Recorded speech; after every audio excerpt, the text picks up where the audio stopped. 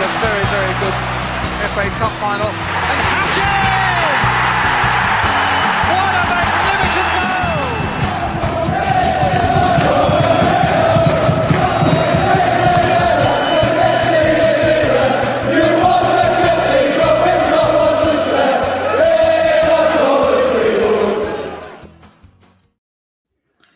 Good evening, everyone, and welcome to tonight's live All Things Sky Blue Derby County preview with myself, Mark Smith, as the host tonight.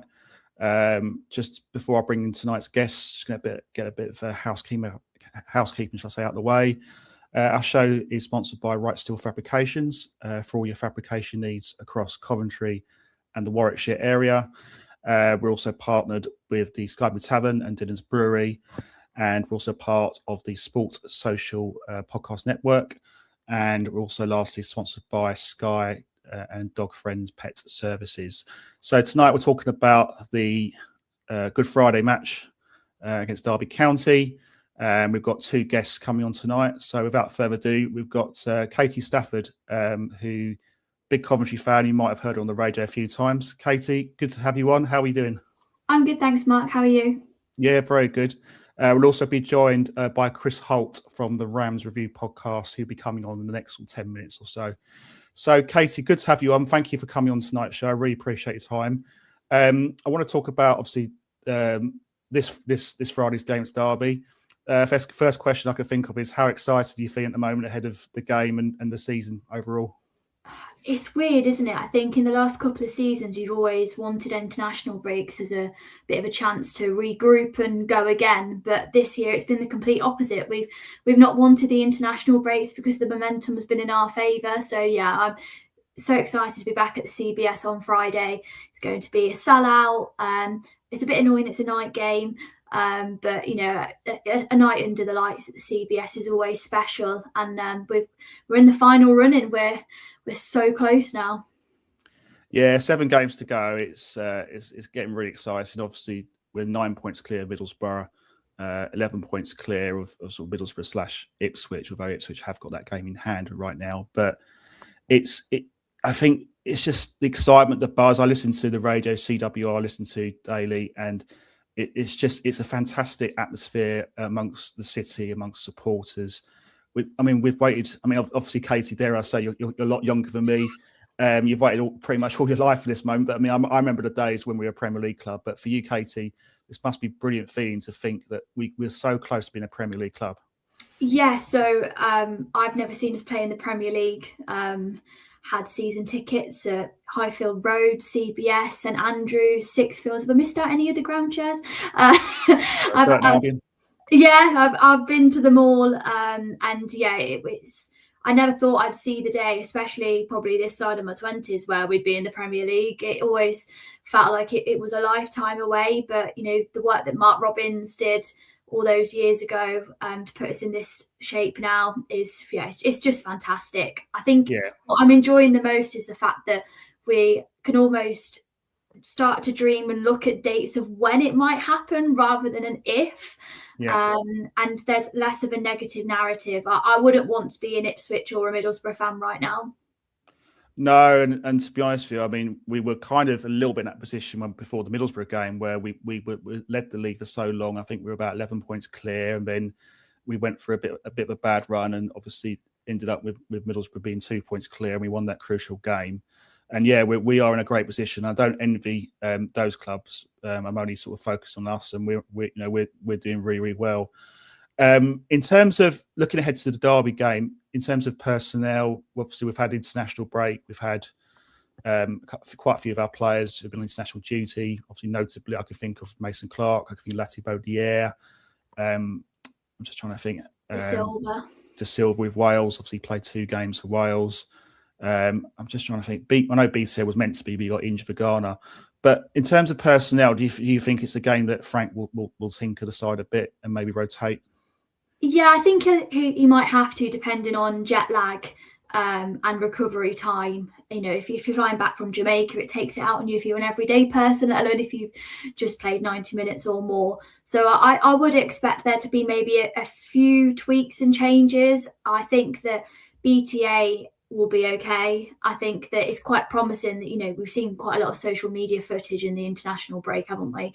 And he seems like he's been there every day. I'm not saying it wasn't a knock, but you know, it was only a friendly for his international duty. So I think that maybe there was an element of protecting him a little bit there, especially with Rudoni being injured just before the break as well.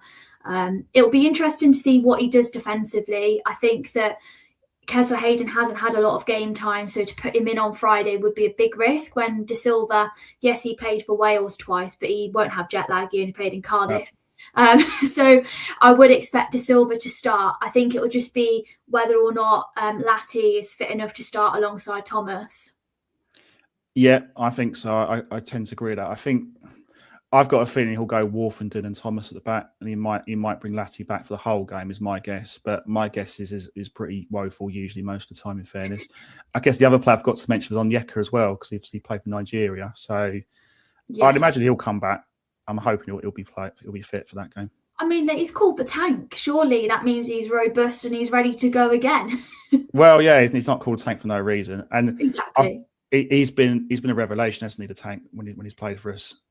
You know, he's been a difference maker, in my opinion. You know, the difference, in my opinion, between where we are now. If we hadn't had him, I think we'd be sweating it out for a top 2 spot, possibly. Yeah, absolutely. I mean, when I stood at Carrow Road, the gaping hole in midfield was just it was you couldn't ignore it. And I had quite a look had a look at a lot of stats on my 6-hour train back on the Tuesday, and I could see from like graphics through Opta and things that, you know, Grimes was basically overcompensating, and he was playing, you know, as an additional centre back. He was also a left back and a right back at times. I mean, Grimes was everywhere. You bring in Onyeka, and Grimes is going back to what he does best in holding the midfield and ploughing that ball forward. And I think that you saw that at Swansea. He was everywhere, but at the same time, he wasn't having to do the work of 2 people.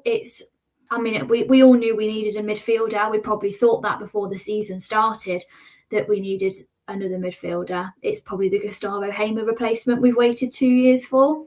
Yeah, I think he does a lot of good things. He's good going forward. I thought he demonstrated that really well in the Swansea game. He's got that class, that quality. His crossing's good, but he also just takes the pressure off. He wins free kicks from defensive positions. You know, he's very strong on the ball. He's deceptively very quick as well. He doesn't look quick, but he's very, very quick. He's very fit. He's very agile. For me, he's exactly the sort of player I'm hoping, if we do go up, and we all hope that as Coventry fans, that along with Rushworth, he's the first and second players we sign. You know, for me, well, we are quite lucky, aren't we, that the deal with Brentford was that it's an obligation to buy if we get promoted. So, you know, at the minute we get our hands on that trophy, dare I say it, touch wood, then he will be a Coventry City player, and that will make a huge difference next season because he's got Premier League experience. Yeah, exactly.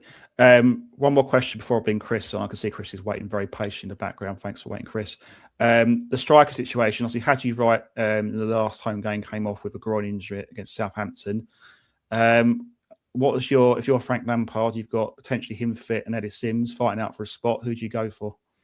If Haji's fit, then I think Wright starts. I think that he's probably a more clinical striker than Sims. I'm not going to sit here and bash Sims at all, because I actually think he's a really underrated forward. His, you know, movement off the ball, the way he holds the ball up. At Swansea, a couple of his first touches were sublime. I think that he's really underrated. But it'll be interesting to see what Frank does. I think if Haji's fit, he'll go with him, but I don't think he'll risk him if he's not fit, because we have still got Hull on Monday.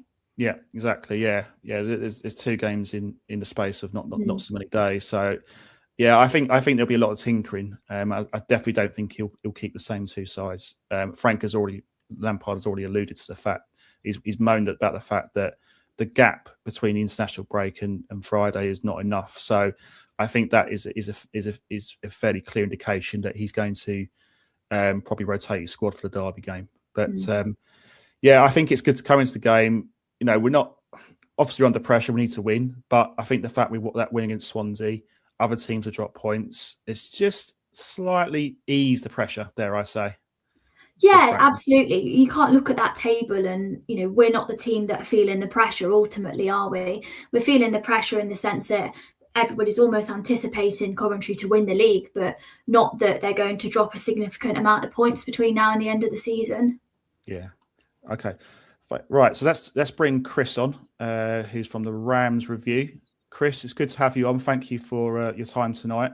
From a Derby's perspective, it's been a really, really good season overall. It was a slow start to John Eustace, but just outside the playoffs, how are you feeling coming into this game on Friday? Well, good evening, Mark. Good evening, Katie. Thank you very much for having me.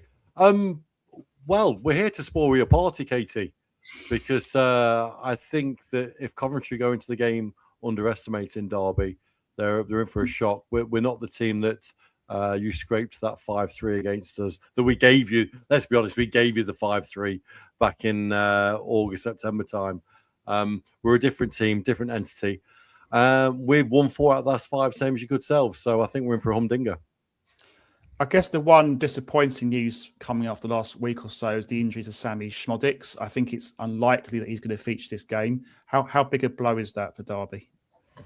It's a mixed opinion, to be honest. Szmodics has been sort of shoehorned into the team. There's obviously clearly an arrangement, in our opinion, that he's got to play every game as part of the loan deal. And it sort of disrupted the feng shui of the team when he came in. But he's now found his feet. I don't think Derby will be too concerned because they'll bring in either David Ozo or a very good Danish player called Oscar Fraulo, who will fill in the hole fine. And then Bobby Clark will move into the 10. And we all know the potential that Bobby Clark can bring to a football match. He can just turn it just like that. So I don't think we'll miss Szmodics too much.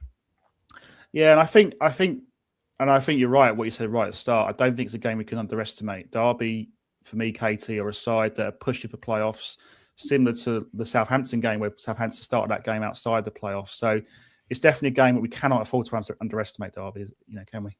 I don't think you can afford to underestimate any game in the Championship, really. One of the best leagues in the world for a reason. I think that it's a home game, so there might be a little bit of a home advantage with it being a sellout. But yeah, Derby score a lot of goals, a lot of quality goals as well, and they have some real individual quality as well as collective quality. So you can't underestimate them, but also, we're top of the league and we have to go in with that confidence because that's what's got us so many points so far. Exactly, yeah. But Chris, Derby's away record has been pretty good this season. They've had 9 wins, I think 7 defeats and 3 draws. So it's overall pretty solid. Who do you think has been the standout players? Who are the players that we need to watch out for as Coventry fans on Friday? It's really strange with our form because 4 weeks ago we were the number 1 away team in the league. And now we've just lost the last 3 away and then we've just won the last 4 at home. So our form has sort of flipped itself. It's an interesting conundrum when you ask that question because we're a very counter-attacking team. And I would say Brereton Diaz is the guy on form at the moment, but he's coming back from Chile as we speak. So we're not sure what kind of jet lag will affect him. And obviously Patrick Agyemang, who has just been nothing short of a revelation, is probably the US. This may be before your time, Katie, may not Paolo Wanchop. For anyone who remembers Paolo, he was just all legs and all dangle and here, there, and everywhere. He's been a revelation, but I'd actually say that probably Matt Clark at the back, centre half, has been absolutely phenomenal. His 3rd time with the club. He's a no-frills defender, but his confidence grows every game. And when Clark plays well, then Derby play well. But we're a potent force compared to the team you saw us last time. Yeah, but I think even in that game when we won, I think it was 5-3. I think it 5-3, was. It wasn't. Derby were always in the game. It wasn't a game where we finished a stronger side. We did enough to win the game, but Derby for me showed enough quality there.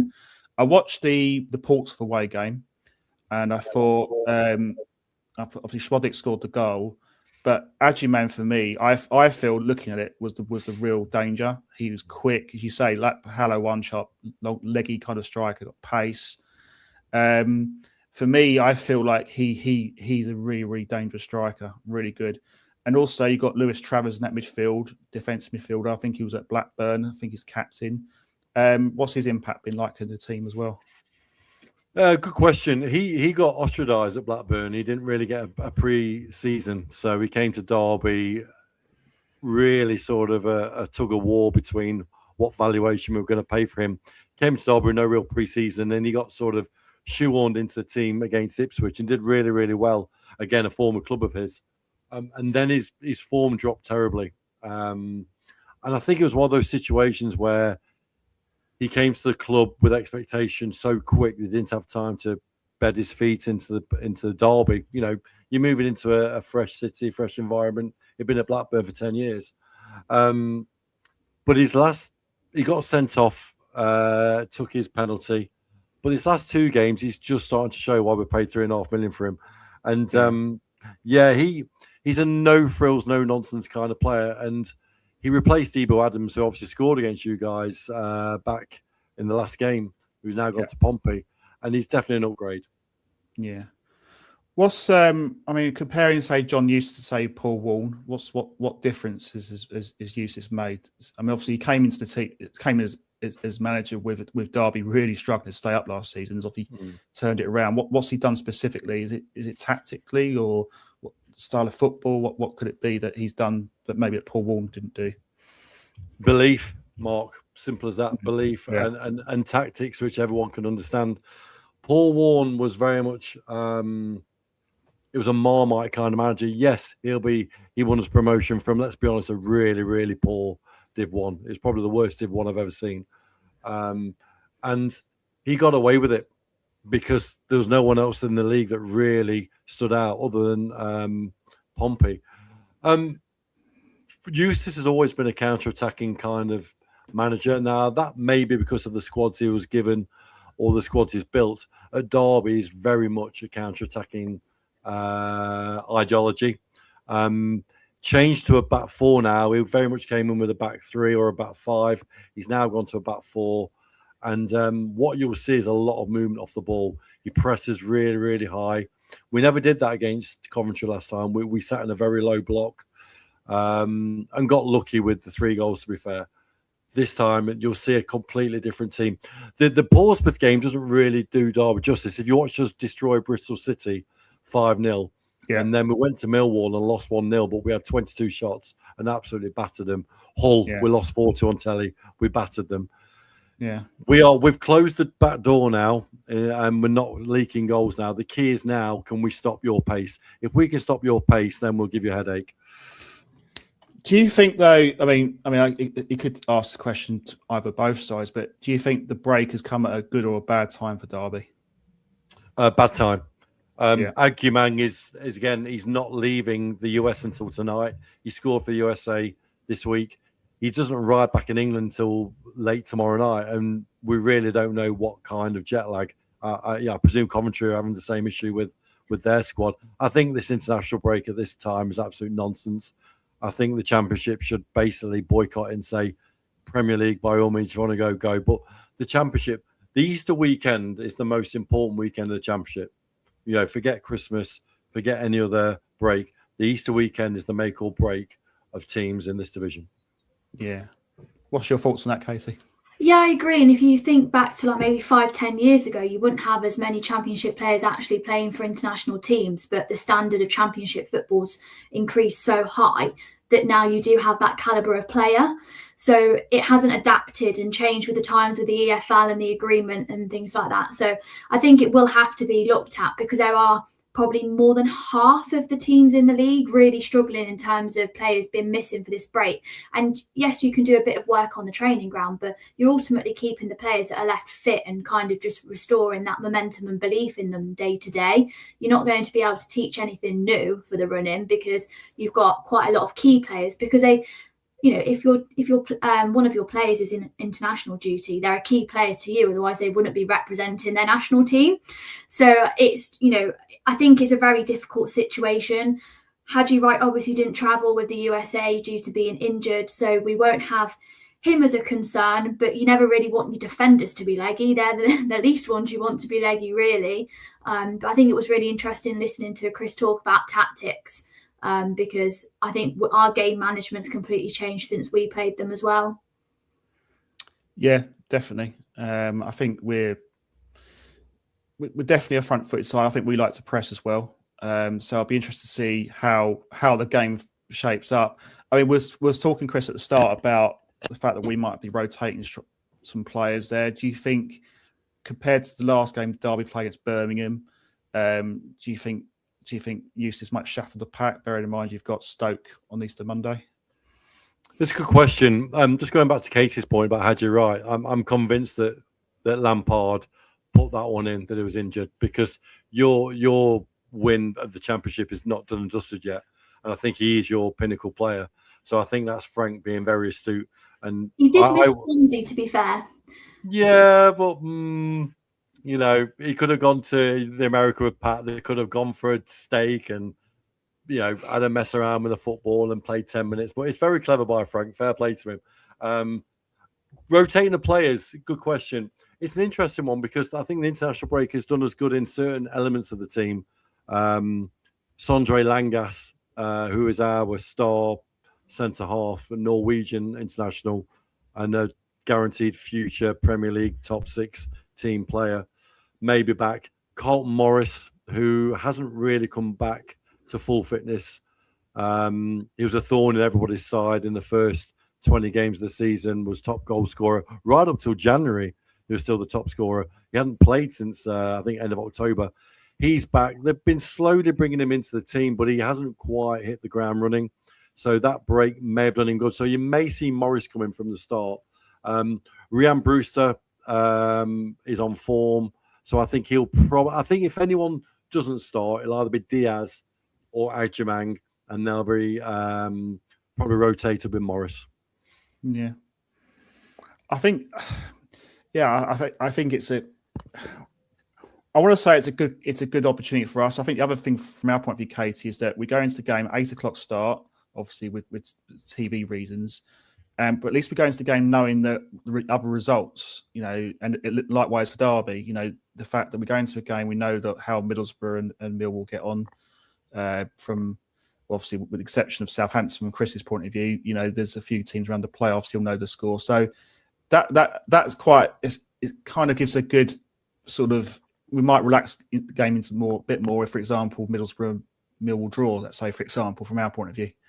Yeah, I think maybe it's probably more prevalent for Derby. I don't think that our team talk should be based around Middlesbrough and Ipswich and Millwall's results. You know, when you're so many points clear, it's just a case of making sure that you don't lose and you keep picking up those points. It was different for the Swansea game. I think that the momentum completely shifted once you saw that Borough dropped points again, because they definitely came out and, you know, Swansea pressed. They pressed really hard for the first 10 minutes. I don't think we strung more than 2 passes together, to be perfectly honest. And I thought we're in for a really long 90 minutes. Yeah. But we just bided our time. And then that was it then. Once we broke through, we cracked them. And every time we drove the ball forward, that they had like panic. It was like sheer panic. So I don't think we have to worry too much about being the later kickoff. That will play more as the season goes on, because obviously things like securing promotion are, you know, relied upon on their results as well. But it'll be interesting for the playoff teams because it is tight from 4th down to 7th or 8th.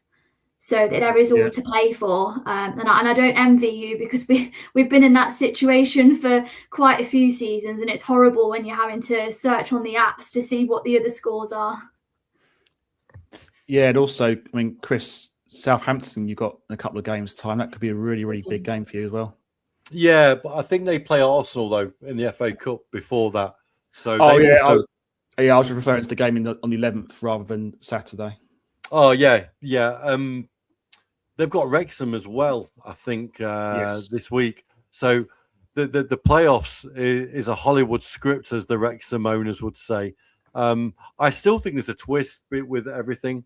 I don't think this league is done and dusted. And, you know, as much as I would love to hit the promised land of the Premier League, I love the Championship. It's just bonkers. It really is a bonkers division. I think Southampton, again, are on fire. They're the great team. We also have got Norwich away, who are the form team in the league. And I think if you look at everyone's fixtures within the parameters of the playoffs and just outside, we've all got to play very similar teams. I think Derby's run is actually the friendliest of them all. Hull's is very difficult. I think Hull, if anyone, will drop out the equation. I think they'll be the stone.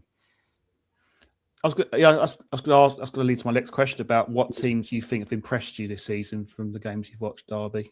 Oh, good question.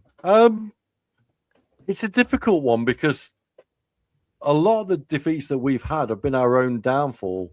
Coventry, obviously, your last 20 minutes, really ripped us apart. And I must say that, when I saw you on that day, I thought, Frank's got this done and dusted. And I worked with Frank when he was with us for a year.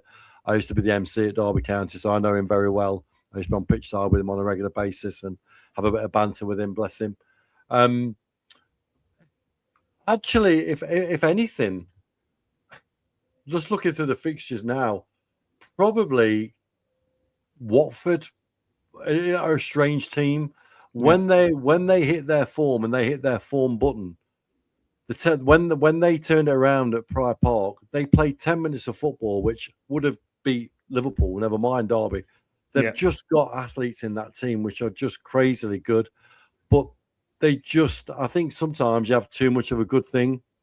So I'd probably say them. And then other than that, I think the league is pretty much, you guys stand out. Borough are not a bad team, although I thought we played well against them. I think it's a really competitive league this year, and it's going to be a shame that it's going to be ripped up because I think I'd love to see this league every year. Obviously, you guys want to get in the Premier League, and let's be honest, you're there or thereabouts. But I just think it's a great advertisement for a championship football this year. Yeah, I mean, I tend to agree. I think it's a brilliant league. I mean, Katie, what teams have impressed you the most this year watching us play? I thought Southampton, for the last home game when we lost, I thought they played really well. But they had a dodgy start, didn't they? Left it almost probably too late to sack the manager and bring in the interim who's now got the job. Had they have done that, I think they probably would be sniffing around third and fourth with the talent they've got in that squad. You know what? You have to try and remember the games not just for the score lines, I think. Middlesbrough play some really good attacking football with flair. Like, we call it sexy football, don't we? And I think that's what they do. Probably a different team without Hayden Hackney. But yeah, I mean, I think teams maybe have started to do their homework on the top six because a lot of them, play the same. If you can ping a long ball over, you often find defenders out of position. So I think that the tactical side of it now is you don't want to change your game plan. That's the last thing you want to do with 7 games remaining. But you have also got to be wise to the fact that, these smart people behind the scenes have done their homework and they know, for example, how our wingers, how Sakamoto cuts in, that they should have him numbered by now. But it still amazes me how many people don't. I thought QPR on their day at Loftus Road were brilliant, but then we just didn't turn up, which didn't help. We made them look like Brazil, but it's a difficult place to go, Loftus Road. The pitch is, really wide and quite narrow as well. At the same time, it's a bit of an odd ground. Clement has done a lot for Norwich. I really enjoyed their attacking football. And great goalkeeper as well. So there's quite a lot, like you said, Chris, a lot of standout teams. If you put our best 11 together through the championship, then you'd fancy their chances of making the knockouts in the World Cup, I reckon. I say the one team I'm really surprised hasn't. I mean, I know Ipswich are there or thereabouts. It could still get to the top 2 in theory, but I don't know. I just think they've underachieved this season. You think of the squad, the amount of money. I think I was looking on something on X today about the amount of money they were paying like agents. They're paying like over £3 million compared to ourselves, which is just over £1 million. I mean, I'm fairly sure they're sort of accurate stats, but the point I'm trying to make is they've underperformed this season. You think of the squad, the parachute payments. To me, they've been disappointing this season. Sheffield United. Yeah, so I was going to say Sheffield United are pretty much in the same boat as well. If you look at the parachute payments. You have an expectation, don't you, when there's parachute payments, and if they're not up the top, then you do wonder what's going on behind the scenes. I think with Ipswich, I think one of the biggest problems is that they've got a fantastic coach, but when you've got a Premier League mindset and you come back down and you still got that mindset, it takes you 2 or 3 months. You can have and they had a terrible start. We absolutely ripped them apart, and they got away with a 9. Well, it was 104th or 117th minute winner, something crazy. I think it was the latest goal score in the championship this season. I nearly swore then on a podcast, and I promise you I won't. But it was nonsense. And I agree with you. I just think that obviously they lost Delap as well, which was a big loss. Sheffield United, yeah, but I quite like them struggling. I've never been a Wilder fan. I think he should keep his opinions to himself. And yeah, I think, like I said, Hull frustrate me and Millwall frustrate me because we batter them both. And how on earth they're third and fourth is beyond me. You guys have obviously played them and you're competing with them for the top spot. But I find their positions, I'm not going to say faults, and obviously anyone listening to us from those two teams will probably be tweeting about me now as we speak. But I just find them, I don't know, Millwall I found really poor. And I looked at leagues thinking, bloody hell, these are third. How? And then the following week, it's strange. Yeah, I thought Millwall were very well. From what I saw against the Ipswich game, I thought they were very good against Ipswich. I think Hull, very good, dogged defensive side. I mean, we played them the very first game of the season, and they were very good. I thought Charlie Hughes. I know that was a game, Katie. Remember, I think we were heavy league with Charlie Hughes. And to be honest with you, I was thinking, gosh, after that game, I want to sign Charlie Hughes because he was just class. But yeah, what did you make of sort of Hull, the other teams around the playoffs, like Hull, for example, and Millwall? I think Millwall played quite well when we played them at home. I'm just trying to think who the winger is. Is it Fasi? Aziz, yeah. He was pinging some beautiful balls into the box. If we get promoted, he would be on my radar because I think he is actually a player who could take that step up. But yeah, I don't think defensively they were that brilliant, but they did play some nice football. I think Hull on Monday will be interesting because if we were playing them on a one-game week, I would probably fancy us. But I think that the short turnaround post-international break and then to get up to the northeast, had to remember my geography then, it's a fair old trek on a Monday on a tight turnaround with a squad that might be a little bit leggy as well. So if we're going to ask me about Hull, then I would take a point on Monday because I just think that to go there on a Monday night is quite the task. Yeah, it definitely is. It won't be easy. 100%. Let's get some questions in from our audience. Glenn's asking, could we see Yang or Marcelo feature over the Easter weekend? I'd be surprised if Yang features or Marcelo possibly. But Katie, if you're in Frank Lampard's shoes, what would you do? I've actually been surprised that Marcelo's had as many appearances as he did because that was quite a strange and unexpected January signing. And I think we all looked at it and thought, gosh, another winger, just what we need. I thought that maybe he might have been more of a development player that we'd maybe see in the next year or two. But I think he's looked good when he's come on, but I think it's a big ask to start his first championship game. Straight out of the international break, especially if Brandon Thomas Asante's fit. That seems like a more natural fit on the wing if Jack Rudoni will play as a 10, which we expect him to. Yang, another strange signing. We just haven't seen him, have we? I went to the Stoke FA Cup game and he looked good. We've seen him at Portsmouth and he does offer something, but I don't know whether he's defensive enough. And I think that, when we've had to grind games out and he's not the sort of player you're looking at in the 70th minute to your bench thinking, this game suits Yang. Yeah. Yeah, no, I think there's a chance of, I think you said at the start, BTA potentially playing in that position as well. If you've got Rudoni potentially in the 10, you could play BTA as a wide left, and I think he gives you another problem. I think BTA has been outstanding this season. So that would be my thought process on that one. Right, I was going to get some more comments here. One more comment, and then I'll go to Chris. Thank God the international break is over. I think we all agree with that. I don't like international football. I find it boring personally, but that's just my personal opinion. I can't see Mason Clark, Latty, or Onyeka play on Friday, but I think we'll have enough to turn Derby over. Obviously, we'll find out after Friday on that one. I want to go to Chris. I want to talk about, you mentioned about Lampard. How's he sort of thought of by the Derby supporters? Is he quite popular, unpopular? What's the general take with him? And then how do you assess his job he did? How do you assess the job he did there for you? Oh, well, I could talk all night about Frank. It's an interesting one because he left. Obviously, he was given he was dangled the carrot to go back to Chelsea, and I think he showed his naivety then. Obviously, he went back to the club that he made his name, and I get it. But I think on hindsight, I think he had no choice. I think Morris had thrown his 50 million into Lampard's treasure chest. Like, when you bring in the likes of Harry Wilson, Mason Mount, Tomori, just to name three in that team that we had, they're not going to be cheap. And the loan valuations were all in the excess of £5 million. It is believed. So I think he really had no choice. I don't think there was much money left in that chest. I think Lampard's biggest legacy will be why he didn't choose Jack Marriott from the start in the final of the playoffs against Villa.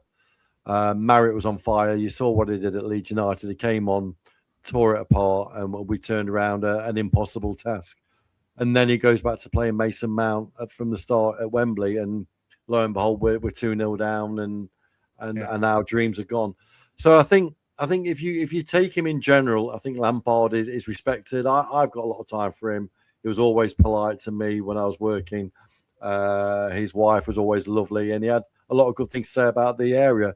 He lived in a village in the North Derbyshire, which I know he really, really enjoyed. And, there was always an ideology that he was going to stay around for a long time, but then Chelsea came along. So, yeah, he left with applause. I think he'll never get bad vibes from the Derby fans. We just were so nearly. And I think the only mistake he made was that decision to play Bennett ahead of Marriott. Yeah, and I think one of the things that struck me, Katie, about Lampard is how humble he is in interviews. I always think he's always respectful. I remember when he first joined the club, he was very respectful towards Mark Robins. He said all the right things because obviously came at a time where everyone was very sensitive about Robins' sacking, and people were a lot of upset people about the fact he went. But I think he's just got a really nice demeanour, nice personality, and the players look up to him because obviously of what he's achieved, his stature in the game, etc. Yeah, I mean, you look at the average age of our squad and you tell me what 24-year-old man is not going to get excited about being coached by Frank Lampard. Yes, he has the gravitas to his name, and it maybe at the time felt a little bit of a glamour appointment, but I think he's proved that he is beyond football intelligent, and his brain is constantly going. You can see when he's talking to the media, he thinks before he speaks. I'm a journalist and I find it incredibly frustrating when managers are media trained, but you can tell that he is, and he's taken a lot of time out of the game as well in between different roles to really look in depth at how to be a good manager and that man management side as well, because you can see the relationship he's got with the players, and that definitely helps when you create that one feeling amongst the team. That's ultimately, you touched on it earlier, Chris, that Eustace instilled belief, and it is that can go a long way. You don't have to be the best team in the league, but if you believe you are and you step onto that pitch as one, that's ultimately the biggest thing you can do. And I think that Joe Edwards is a brilliant sidekick to him. You can see how they interact on the touchline. I'm not sure who's the brains and who's the stats behind them, but I think that they work really well as a team. And I'm really glad, even if I was a neutral, to see that an English manager is having this revival that Frank is, because I think he got a lot of negative press after Chelsea and after Everton, and he's hopefully turning around maybe the perception of him as a football manager. I think his heart definitely ruled his head on those two appointments.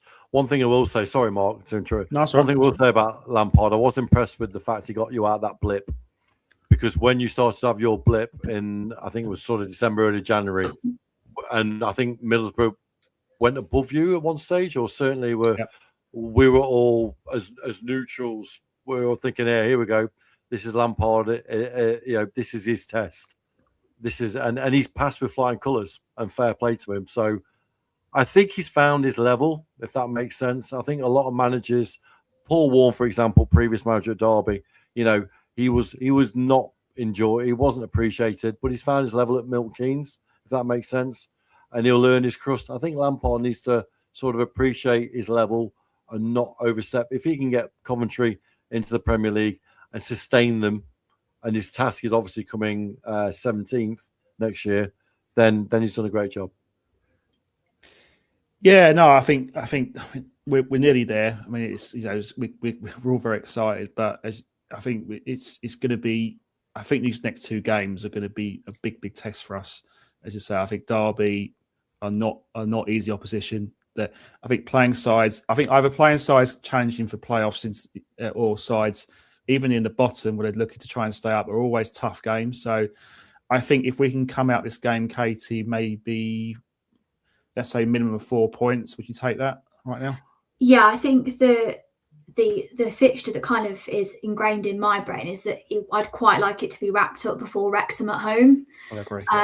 The penultimate game of the season. I don't want Wrexham coming to Coventry needing points to get in the playoffs and we're needing it to cement promotion. I think that, let's face it, there will be a lot of narrative around that game and it will probably still be overshadowed by Wrexham. And I think that ideally it needs to be wrapped up before that. I don't think they're season defining these next 2 games. I think it's too easy to say that. Obviously, every game's defining when you're at this stage of the season. But yeah, 4 points I'd be more than happy with. Thankfully, our home record's pretty good.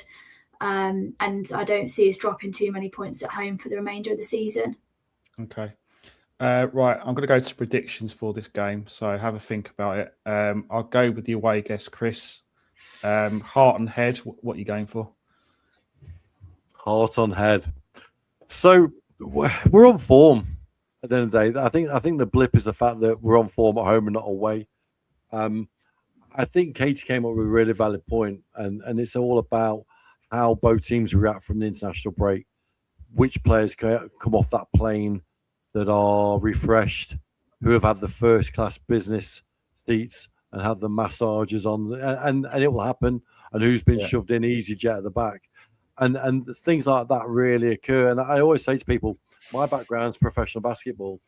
And back in the old days, when you shove 7 or 8 6'10" plus Americans in a minibus and then get them stuck on the M1, and then they literally arrive for tip 5 minutes before tip off, they're not going to perform because they need to stretch, they need to acclimatise. And football is the same. So I think Agyemang is the key. If Agyemang has come back from America fresh and they've looked after him on the plane, I'm going to go for a 2-1 win. If he doesn't start and he's struggling with the jet lag as well as Brereton Diaz, I can see Coventry sneaking one again, a reverse 2-1. But I think you'll be surprised by Derby County. Yeah.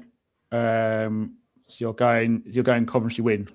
I'm going to go for a Derby win 2-1. 2-1. I just think that don't start the party just yet. Fair enough. Katie, do you concur or disagree with that? I think that obviously we've got players out injured and then those coming back from international break. The club are playing their cards very close to their chest, whether Rudoni, Wright and Thomas Asante are fit. And then we obviously got the 3 that have been on international duty. The one that worries me is if Onyeka doesn't start in midfield, our worry will be overpowered in midfield and that gaping hole will appear again. That's nothing on Victor Torp and Josh Eccles, but I just think that what Onyeka brings is completely different and he holds that midfield. My head is saying 2-2. I think there'll be goals and probably quite a lot of mistakes. I think that they might be a bit rusty, both sides. But then obviously my heart is saying like 6-0. No, I'm joking. No, my heart says 2-1. But for the sake of going with professional mind, we'll go 2-2. Yeah, I'm gonna agree with you, Katie. I think it'd be a really difficult game, and I think Chris is right about not starting a party. And I think it's always a danger of complacency. But I'm sure Frank Lampard will not. The players will not get complacent. I'm pretty sure of that. I'm confident. I listened to Matty Grimes' interview with CWR after the Swansea game, and he made that point. I don't think it'd be complacency, but at the same time, Derby are a bloody good side. They are a good side. I mean, we beat them. I know we beat them 5-3, but they did cause us problems.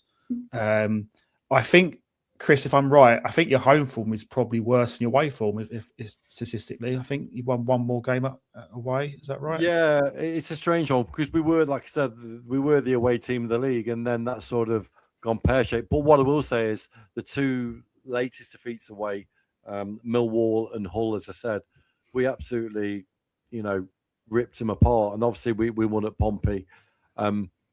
I just think we're hitting form at the right time, and we've got a lot of qualities. A lot of people like that go under the radar. Joe Ward, for instance, that we signed from Peterborough, who's a fullback, wingback, who is as Beckham-esque as you're going to get in this league.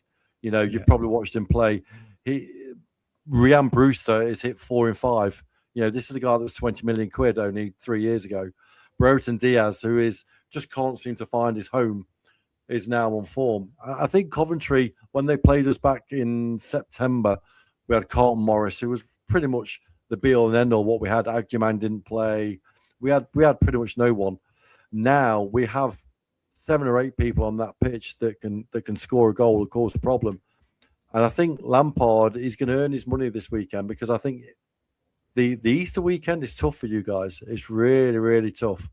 And I think that if we cause a spanner in your works on Friday, you know, the emphasis all of a sudden is a massive game for your Hull, but it obviously gives us a huge boost going into our game at Stoke. Yeah, I'm going to go with Katie. I'm going to go for a draw. I think it'll be 2-2. I definitely think there'll be goals this game. Carlton Morris will score. He always scores against us. He could be playing for Torquay against us and he'd still score. Yeah. Well, John Eustace obviously is a legend at Coventry, isn't he? So I'm sure he won't be doing you any favours. Sorry, Mark. No, of course not. No, I think it's I agree with you though, Chris. I think the game is a lot harder game than people think. Look, I think as fans, we always get a bit I get carried away about the fact we're gonna do it this season, and and why not? Because we're all feel the same. We're excited, but in terms of the game itself, it's gonna be a really difficult game. I've seen enough of Derby to make me think that they will cause problems. I thought they were very, very good against Portsmouth. Portsmouth, I thought, were very poor. So you know, I thought they could have played till next week and they wouldn't have scored in that game. I think they're gone. Yeah, I think so. Look at their fixtures; they've got a really tough running. They've got to play us. They've got to play Borough, and I think they've got to play Ipswich as well at home, from memory. So they've got a really difficult running. But I'm going to say 2-2, and I'm always wrong on my predictions. So I'm going to go for a draw. I probably really should go for a Derby win, really, because I'm always wrong, and hopefully that'll be a Coventry win. You know, the opposite. But my serious prediction is 2-2. That's what I'm thinking. What I will say about Derby, if we've got any frailties, and I might as well say we've got our third choice keeper in at the moment, Richard O'Donnell, who's believe it or not, he's been in goal 3 times for Derby this season and got 3 clean sheets. So there's me saying he's a frailty, but you just never know. Sorry, Mark. I was going to say he made a good save from Ebou Adams' shot. He did. In the second half. But we've probably got the best keeper in the league, Zetterstrom, who is currently off with a mystery illness. Now, the rumours is it's glandular fever, which is awful to have. And he must be gutted because Sweden qualified for the World Cup. And without doubt, he would have been Sweden's number 1. And he will, But what I say, there's a player that you do need to watch out for, which you may not have seen or heard of, is a guy called Derry Merkin, who Derby signed from Utrecht in January, who was born and bred in Colchester, but went over to Holland when he was 4. This guy's a revelation. And he is tearing up. He's given Derby a new dynamic on that left, because everyone presumes that Craig Forsyth, who's now 86 and played 900 games for Derby, is playing left back, isn't it? A young lad called Derry Merkin, watch his space. He'll be a big thing in the Premier League in the next year or 2. Well, as long as it's not a big thing for Friday, that's the most important. He's got man of the match. Well, he's got Sky man of the match. Well, other than Matt Clark got it, last time, but he's been the sponsors man of the match the last 3 games for Derby. He's something different, very special. Yeah, definitely a player to watch out for, 100%. Okay, one more question, Chris. Another head and heart question. In terms of the season now, with 7 games to go, do you think Derby got enough to get to the playoffs?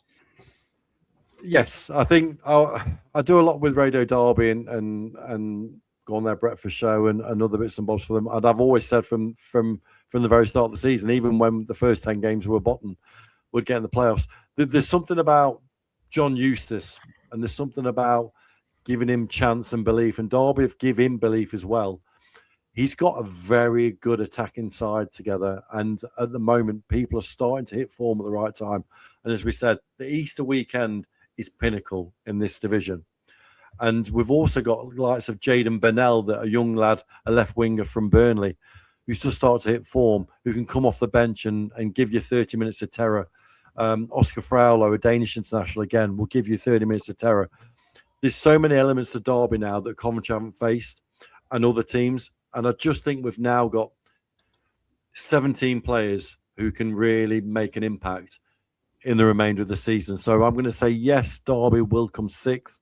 And I believe that Hull City, although they're 7 clear of us, will be the team that come a cropper, because their next 3 fixtures are really, really tough, including yourself. They've got Leicester away, and I think they've got Oxford away as well.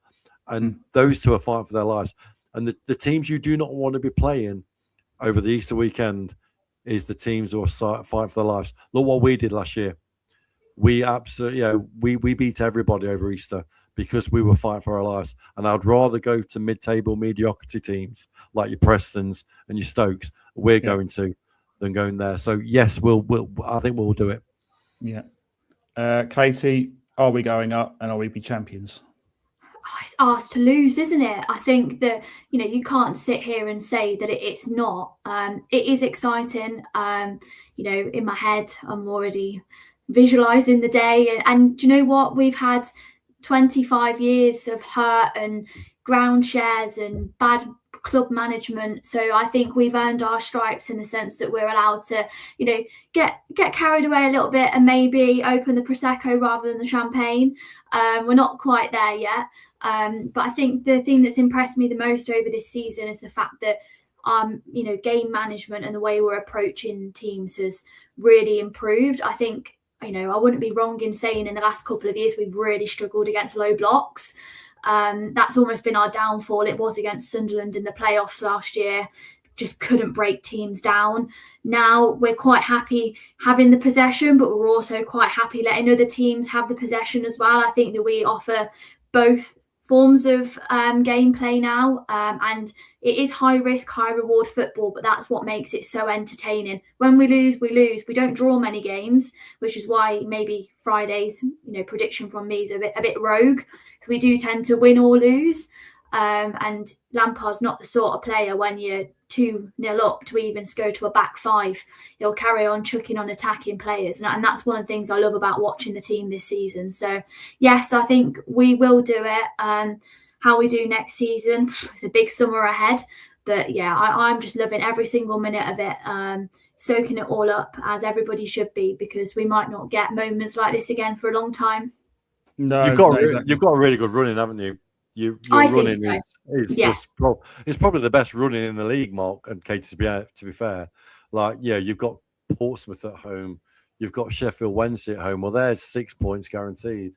And then I'm looking for you could do us a favour beating the Hollywood boys at Wrexham, and don't get me started on Wrexham.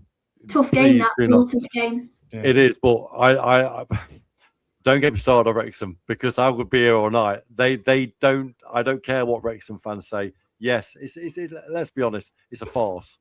To me, you've got to earn your stripes, and Wrexham are not earning the stripes. They're buying their way to success, and there's another podcast we could do, Mark. Well, we could Katie, of course. Oh, yeah.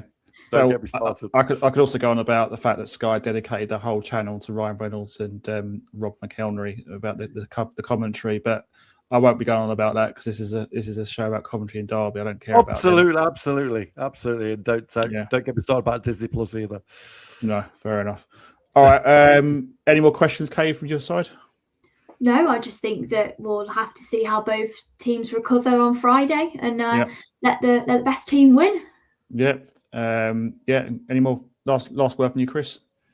Yeah, first of all, thank you for having me on the show. It's been really good to actually talk and dissect everything about the both teams. I think Coventry will win the title. It's deserved. I'm pleased for Frank. Like I said, I had nothing but good things to say about him. Just I always say to people, beware of Derby County, because if they don't do it this year, and to be fair, it's too early for us this year to get in the playoff final. I don't want to go through heartache again, as back with Frank in 2019, 2020. Next year, I think we're the force. I really do. I think give Eustace another transfer window and watch this space. But I wish you all the best for the Premier League next year. I think you've got the right guy that will give you survival.